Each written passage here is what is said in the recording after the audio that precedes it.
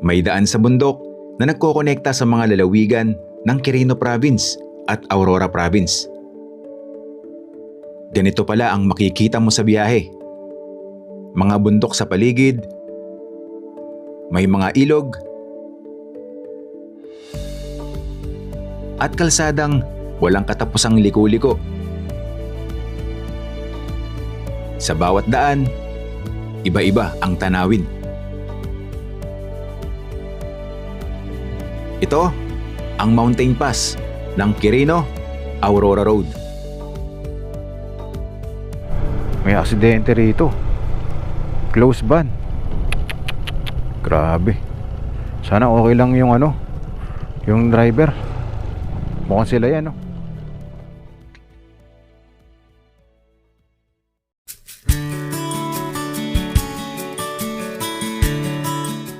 Kamusta po ang lahat? Bago po tayo magsimula sa ating paglalakbay, ipapakita ko muna sa inyo yung bahay na natuluyan namin dito sa Madela, Quirino.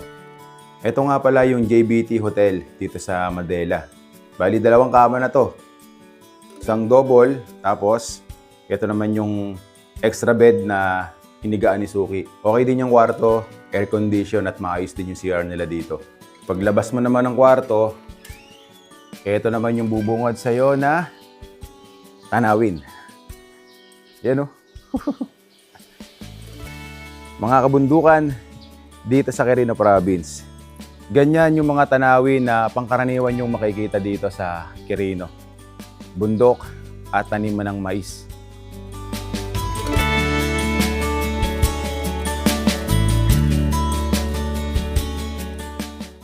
Okay, nasa biyahe na tayo. Mula dito sa bayan ng Madela, Quirino, kailangan pa nating magmotor ng 2 hours and 43 minutes papuntang Kasiguran. Ang target namin puntahan is Kasapsapan Beach. Doon na tayo mag-overnight stay. And pwede nyo rin gawin yan kung nandito na kayo sa Quirino Province at gusto nyo pumunta naman ng Dinadjawan. Sundan nyo lang yung ruta na dadaanan natin.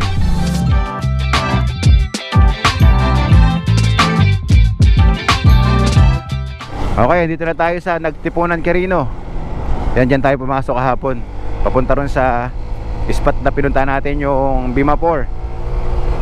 Bale, mountain pass din itong dadaanan natin dito, ha. Kaya siguradong maganda rin yung view habang tayo ay nasa biyahe palabas ng probinsya naman ng Aurora.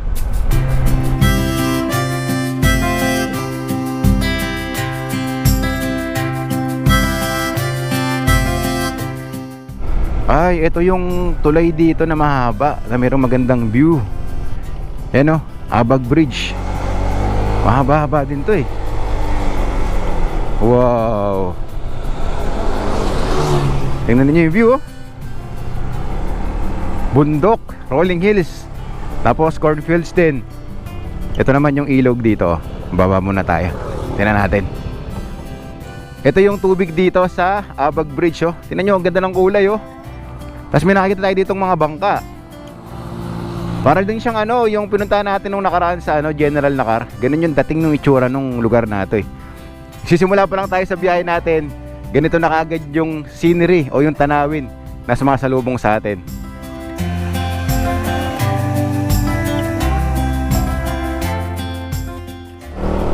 Gaano kaya kahaba itong Abag Bridge, no?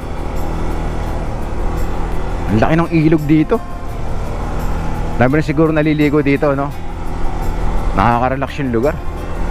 Ang gaan.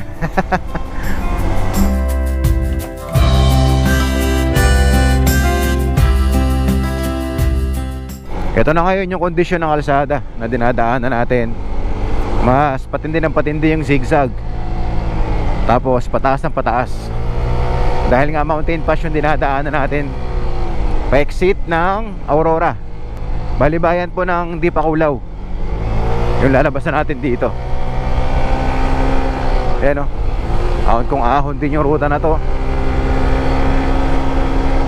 Taas din. Tapos dito sa right side natin yung scenery na makikita nyo.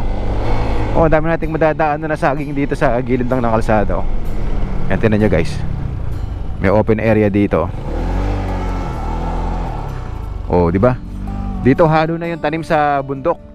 mais at saging. Talagang ano probinsya vibes yung datingan ng lugar na nakikita natin dito o yung tanawin.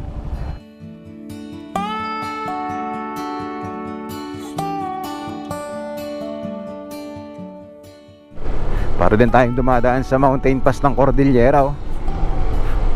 Yung mga puno ng saging, oh, nasa gilid-gilid lang. Ang kapal din, eh. Ayan, itong kalsada na dinadaanan natin, ang pangalan nito ayon kay Google Maps, Cordon de Fun Madela Aurora Road.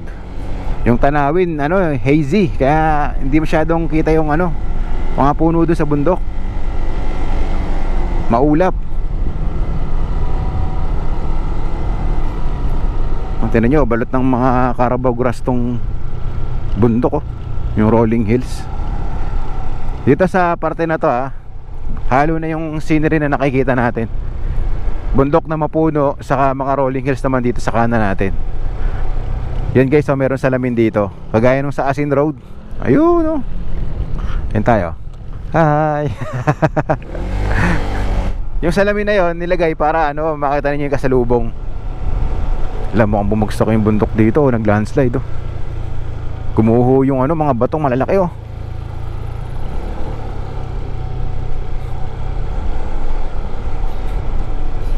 Iba din yung dating ng lugar na to.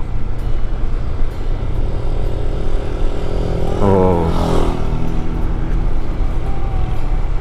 Ganda rin ng mountain pass na to, no? Parang hinihirot yung ulo natin kapag dumadaan tayo sa mga ganito kagagandang mga bundok.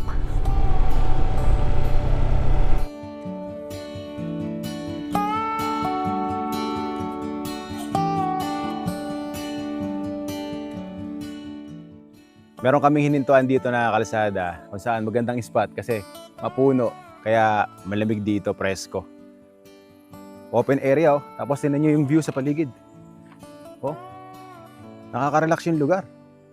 Sa bawat paglalakbay na ginagawa natin, kapag nakakakita tayo ng ganito, yung magandang spot, hinto talaga kami rito para magpahinga at uminom ng tubig. Sa ngayon, hindi pa ganoon katirik yung araw, kaya enjoy na enjoy pa kami sa ginagawa nating pagbaybay sa kahabaan ng kalsada na to, palabas ng Aurora.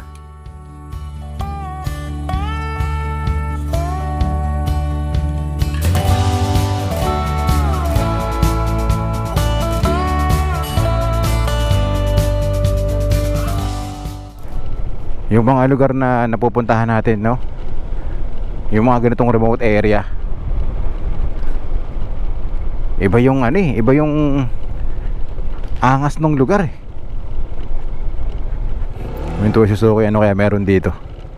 Ito, dito pala natin makikita yung ilog. Ayun, oh. Pati yung kalsada na dadaanan natin mamaya, dilipat tayo dun sa kabilang bundok. Oo, ganda. Solid, bro. Ito, meron tayong dadaan ng tulay dito. Dito natin makikita sigurado yung ilog. Wow. Grabe, ang ganda nga ng ilog dito. Ang linis, oh. Sarap magtampisaw dito, oh. Yan. Oh. Kitang-kita natin yung malaking bato dun sa ilalim ng ilog, no? Ang babaw lang. Ano siya, batis. Ito naman yung kabila ng tulay. Ito yung nakita natin doon sa taas kanina. Lamig siguro ng tubig na yan.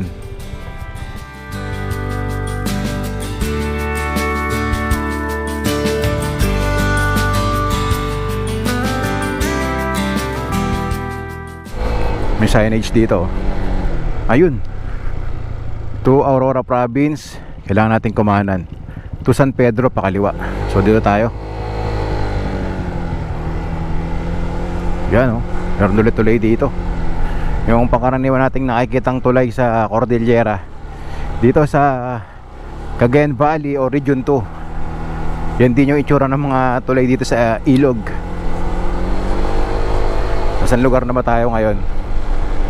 Okay, nagtipunan pa rin yung lugar na minumotor natin. Mahaba-haba ditong nagtipunan, ha. May kasunulahan dito 99.70. Siguro magpapagas na ulit tayo dito.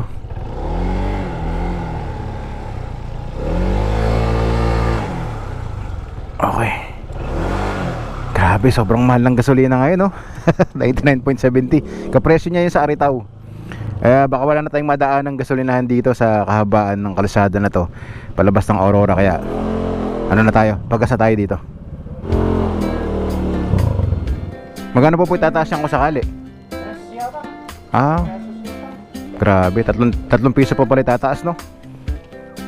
384.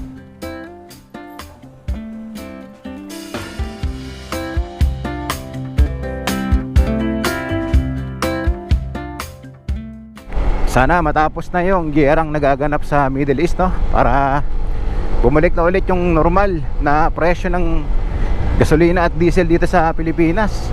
Ang aliwalas nung lugar na to. Tapos yung kalsada, oh, tingnan nyo, oh, ang linis. Yan, paakyat ulit tayo sa bundok. Woo! Ho-ho-ho! Lakas ng RPM ng motor natin. Landslide prone area. Madalas ang pagguhon ng bundok dito. Dahil yung itsura ng mga bundok ko, mga bato. So delikado rin dito kapag dadaan tayo na masama ang panahon. Eto, may landslide nang naganap dito. Laki din ang damage siya. Eto pa. Grabe yung itsura ng mga bundok, no? Dapat lagyan din nila yan ng net, kagaya ng mga mountain pass na nabibisita natin. Silip tayo dito. Bukas na bukas yung view dito. Yun yung bangin. Grabe, taas na natin, no? Sa ngayon, maganda pa yung kulay ng bundok dito, berde pa. Hindi pa ganun natutuyo. Dahil nga nagsisimula pa lang uminit yung panahon.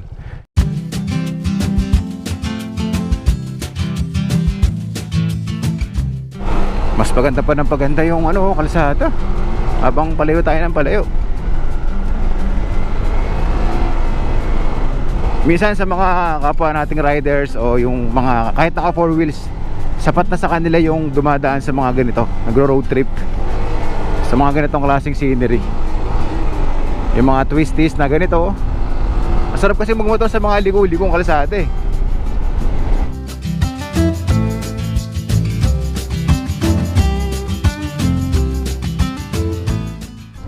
Uy, may tubig na bumabagsak dun, oh. Linya pala ng tubig yan.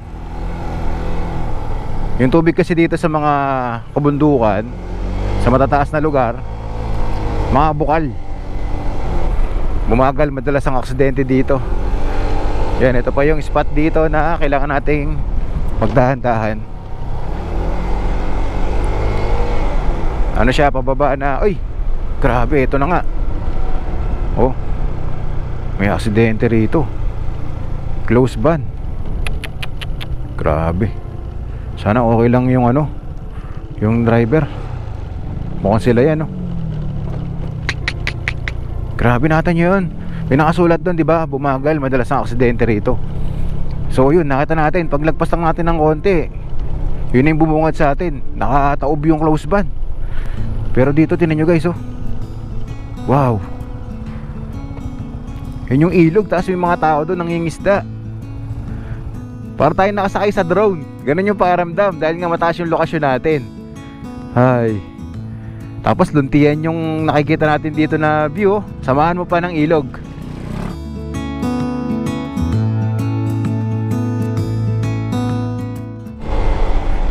May mga part ng kalsada rito na hindi na pinapadaanan. Siguro kasi madulas. Ang daming lumot. Meron din tayong iilan na mga bahay na nadadaanan dito sa katindahan. Kaya kung sakaling makaramdam kayo ng gutom dito, gusto nyo magmerienda, meron kayong pwedeng hintuan.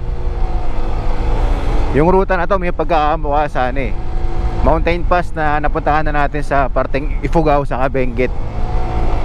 Ganun yung ambience ng lugar. Kung titignan nyo yung mapa natin, no? Literal na bituang manok. Ayan o.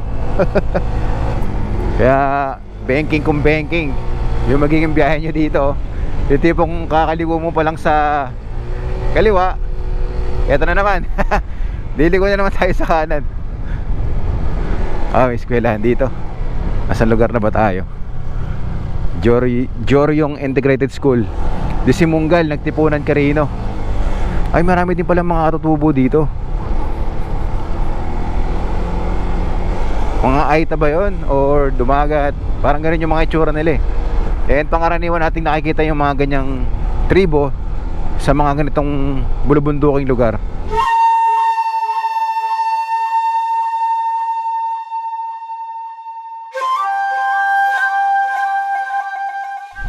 Mas mataas na yung lokasyon natin ngayon. Kaya kung mapapansin ninyo sa aerial shot natin, talagang lumilipat-lipat sa kabilang bundok, paikot-ikot yung ruta na dinadaanan natin. Galing ng pagkakadesenyo eh, no? Kaya naman talagang nakakamangha, no? Kung papaano nila nagagawa yung mga ganitong klaseng ruta o kalsada na tumatawid sa gilid ng bundok. Tingnan nyo, oh, grabe yung liko-liko talaga ng kalsada rito. Sigsag kung sigsag eh.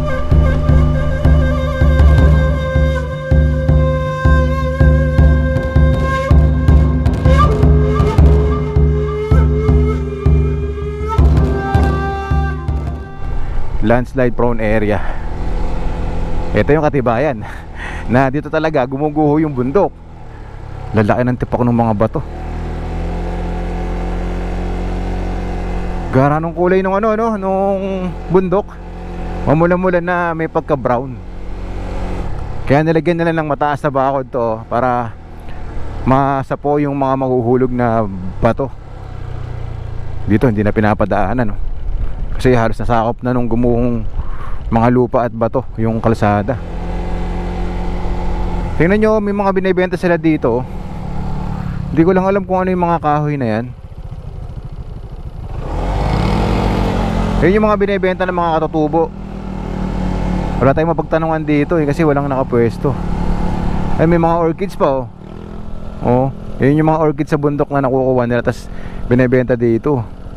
Yung mga locals dito na katutubo, yun yung mga paraan nila na ginagawa para mabuhay din dito, makasurvive sa bundok.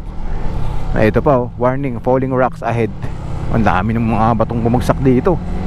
Oh, laki din ng damage nito. Yung mga buntok dito na bato sa gilid, yun yung ano, nagbabagsakan. Ay, nakakalula sa ganda. Yung tanawin dito, no, hindi mo makuha mabilis eh, kasi nga talagang enjoy na enjoy ka sa paligid, yung gaan ng ambience na nakikita mo dito sa lugar na to. I-enjoy mo lang yung langhapin, yung sariwang hangin na pumapasok sa helmet mo habang nagmomotor ka. Ay, sarap magmotor.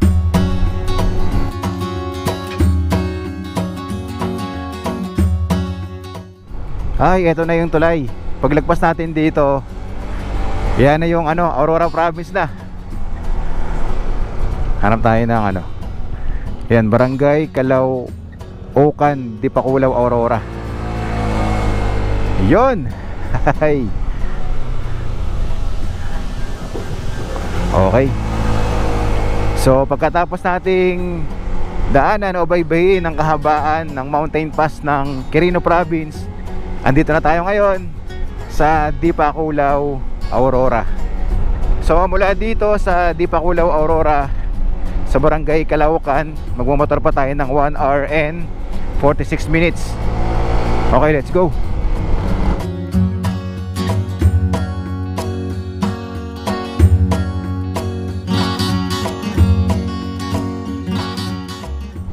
Dito sa Aurora, ganun pa din.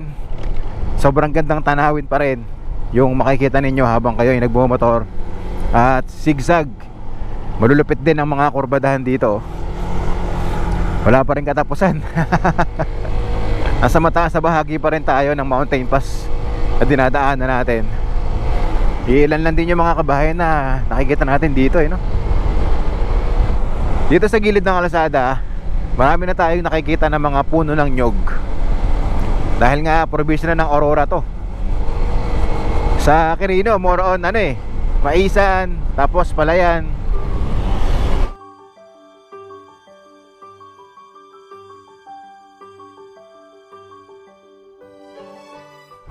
Ang ganda ng kalsada. Wow. Tapos ito yung view. Wow. Napakalupit naman ng ano na to. Para tayong dadalin sa ibang lugar. Kapag nandito na kayo sa ano na to, part ng kalsada, oh. Oh. Ang lawak ng view dito sa kanan natin. Tapos bukas yung ano, yung tanawin, talagang ano, open na open yung kalsada. Taas ng bundok. Grabe yung pagkakadesenyo ng kalsada na to. Zigzag. Tapos tumatawid siya sa mga bundok.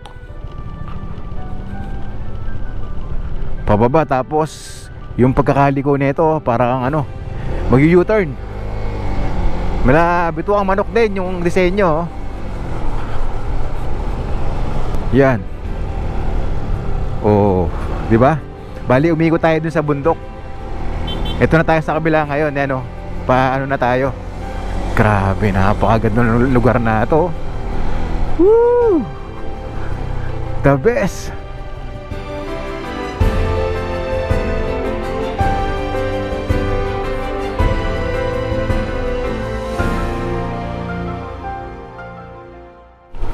Napakalupit ng view dito. Parang ka nasa Himalayas eh.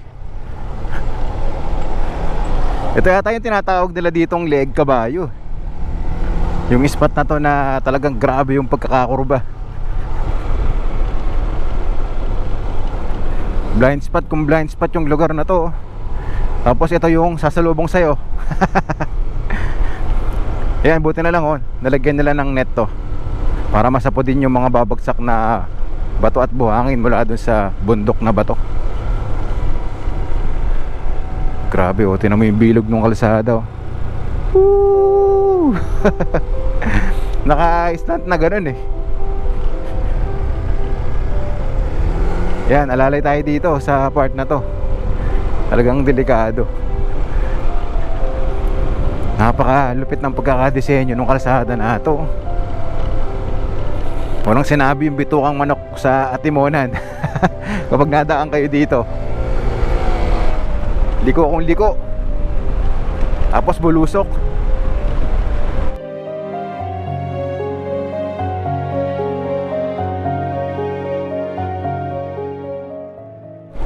Okay, time check 12:34 PM, 1:28 minutes, 69 kilometers pa yung magiging biyahe natin papunta sa Kasapsapan Beach ng Kasiguran, Aurora. Malayo-layo pa tayo.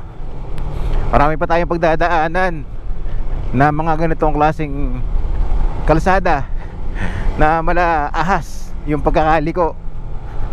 Sa may parte po ng Dipakulaw, Kasiguran, grabe din yung mga kalsada ng pagdadaanan natin dyan.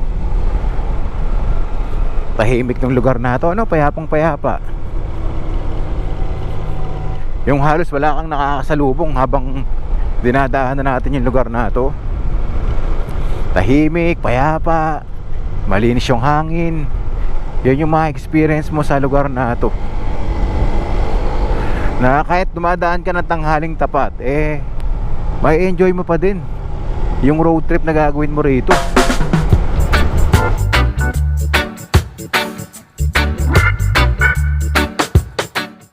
Yan, ito na yung Dinadyawan. Meron na tayong pwedeng hintuan dito para kumain. Ayun. Hay, sa wakas natagos din natin. Saan kaya tayo kakain dito? Yan, dito sa pinakadulo meron ng gasolinahan. At yun nga, mga karinderya na pwede ninyong kainan. Okay, dito na tayo sa Dinadyawan. Mamamahinga muna tayo dito para ipagpatuloy yung biyahe natin, kasi dito naman tayo pupunta sa kaliwa papuntang Kasiguran sa Kasapsapan. Hi sir, kamusta po? Sticker po.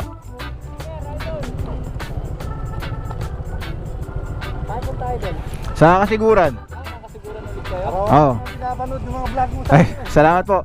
Galing kami Quirino. Tapos diretso kayo kasi. Oo, dalawang araw na kami nagmumotor. Pangatlong araw na to. Diretso kami na kasiguran. Si Brad. Wala si Brad Nasa Dubai. Sakay sa kasiguran. Kasapsapan. Pupunta kami dun. Sige, ingat kayo. Dito na lang tayo kumain kay Evelinda Restaurant. Dinadyawan, Dipakulaw, Aurora. Okay.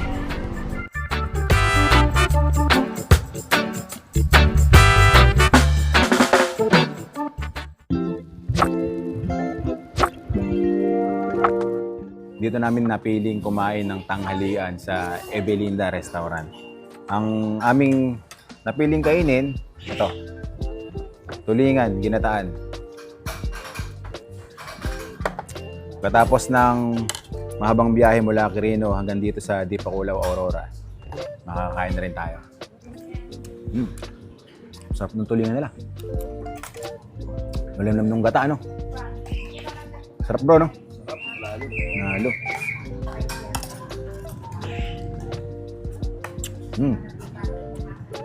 Manyaman. Sa Pampangan. Yamang kening pawing. Sarap.